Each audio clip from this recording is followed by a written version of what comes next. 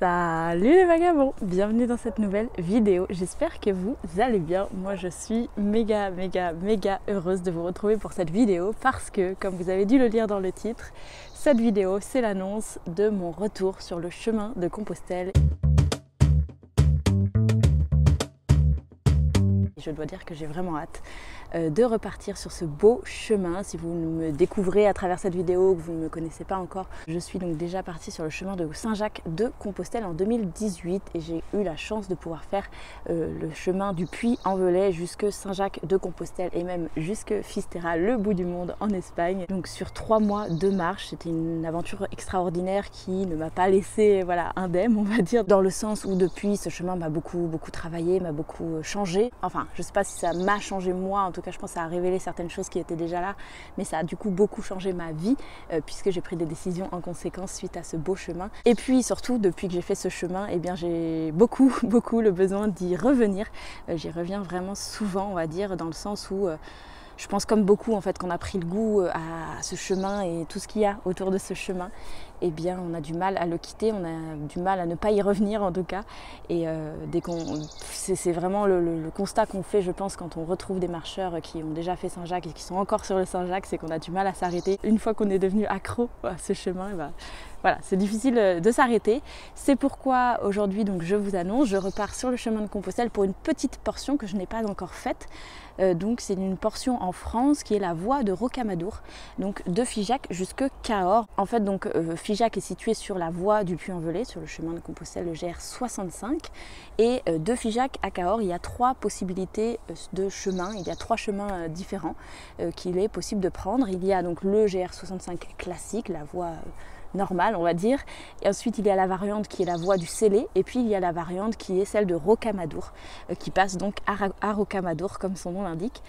Et dans mon cas, il y a 4 ans, donc j'avais pris la décision de prendre la voie du Célé et je n'avais donc jamais fait la voie de Rocamadour et ce chemin me donnait vraiment envie, on a tellement dit du bien que là, comme j'avais une petite fenêtre de temps, je me suis dit c'est parti, je refais un sac et je pars sur ce beau chemin de Compostelle puisque la saison le permet, le temps commence à être assez propice à repartir sur les chemins. Et donc je pars pour 9 jours exactement, j'ai pas encore du tout prévu quoi que ce soit. Comme d'habitude, si vous me connaissez un petit peu, je pars avec tout mon matériel pour faire du bivouac dans le sac à dos.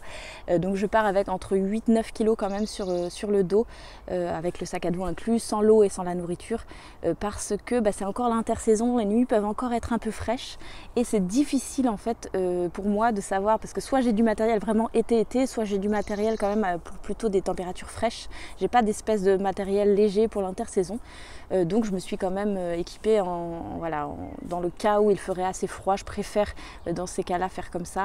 Et puis bon, 8-9 kg, je peux m'en sortir. Surtout qu'il faut savoir, donc c'est le chemin de Compostelle, il y a des points où se ravitailler en eau et en nourriture. On traverse beaucoup de villages assez régulièrement sur le chemin de Compostelle. Donc c'est quand même assez facile de ne pas trop porter d'eau et de nourriture sur le dos. On n'est pas en expédition totalement isolée dans la montagne. C'est quelque chose quand même d'assez accessible et donc on peut relativement ne pas porter trop d'eau et de nourriture dans le sac à dos. Si vous vous demandez quel est le listing, la liste complète de mon matériel, je vous ferai une présentation de tout mon sac à dos détaillé à mon retour en fait de ces 9 jours de marche, parce que je trouve ça plus cohérent, plus intéressant en tout cas de faire un retour sur le matériel utilisé plutôt que de le présenter dans les choix que j'ai fait sans savoir vraiment si ça a été concluant ou non. Je trouve ça un petit peu plus intéressant de déballer le sac au retour, donc promis, je vous ferai ça. Et puis si vous voulez en savoir un petit peu plus quand même sur mon organisation et ma préparation pour ce chemin, ou un petit peu plus d'infos sur le matériel, je vous laisserai dans la barre d'infos un lien vers mon blog, parce que je ne le dis pas forcément souvent sur ma chaîne YouTube, mais j'ai également un blog sur lequel je partage pas mal d'articles complémentaires à mes vidéos avec plein d'informations aussi pratiques. Et j'ai fait un article sur ce départ sur la voie de Rocamadour. Donc si vous voulez plus d'infos sur les étapes, etc., tout est dans la barre d'infos juste en dessous. Évidemment, vous commencez à me connaître aussi là-dessus, je vous emmène avec moi dans cette aventure à travers des petites vidéos en immersion, donc vous montrer dans mon sac à dos pour partir à l'aventure sur la voie de Rocamadour. Je pense que je vais même tourner plusieurs épisodes de cette aventure. Donc on verra, et ça sortira bientôt sur la chaîne. Et puis évidemment, moi j'ai encore aucune idée de ce qui m'attend parce que je ne réserve rien à l'avance, je ne réserve pas les gîtes d'avance, surtout que j'ai mon matériel de bivouac, donc c'est tout l'intérêt, c'est d'avoir la possibilité d'être complètement libre et d'aller au gré des événements et du temps, des rencontres, de ce dont j'ai envie, de mon besoin d'avoir une douche. Donc voilà, évidemment faut s'adapter en fonction, mais moi j'aime bien avoir cette liberté d'y aller et de voir sur le terrain comment ça se passe et d'être vraiment à l'aventure totale. Évidemment, encore une fois, comme je dis, c'est le chemin de Compostelle, c'est pour ça que ça me permet de partir plus facilement. Je ne pars pas dans des conditions extrêmes, je ne pars pas en autonomie. Voilà, il y a des villages très régulièrement, il y a des gîtes aussi très régulièrement sur le chemin de Compostelle, des gîtes qui sont aussi accessibles financièrement, il y a aussi ce côté-là, en dortoir en général, donc ça permet d'avoir cette flexibilité. Et puis, il est aussi possible de demander à camper dans les jardins des gîtes. En ce qui concerne l'organisation, notamment pour savoir où trouver ces gîtes et où s'arrêter, les villages, etc., où se ravitailler en eau et en nourriture, eh bien il faut savoir qu'il y a un document hyper complet qui est mis à disposition par l'office de tourisme de Figeac, si je ne dis pas de bêtises. Pareil, vous trouverez toutes ces infos dans le lien de l'article que je vous mets ci-dessous. Donc moi j'ai tout simplement appelé l'office de tourisme de Figeac qui m'a envoyé par mail ce document et j'ai imprimé les parties du chemin qui m'intéressent.